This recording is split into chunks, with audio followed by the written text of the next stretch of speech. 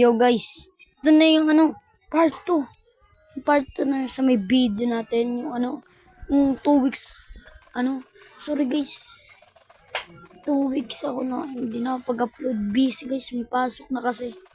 At, yun nga, harvestin na natin to. Papakita ko sa inyo kung ilan na to makukuha natin na yung parang Durlom. Basta yun guys. Yung tawag dun. Ayun, yung summer harvest. Yun. Tsaka guys, 2 weeks.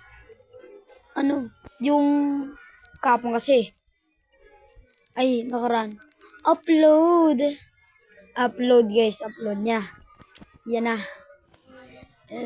Habol tayo ng harvest. Summer harvest. Panis. Sino dito naglalaro ng Roblox? Uso yun guys. Uso. Kukulit. Di ako nakapagawa ng video ng update 2 araw. Yung isang araw na yun, yung doon nakatulog ako, tsaka yun nakaraan yung Sabado, Linggo ngayon. Ay, kapon. Naka-update ako pero hindi ako nag-record, nakalimutan ko, aray ko. Ayun nga. Ayan na. Habol pa tayo, habol, parang natakbo lang 484 billion. Easy money.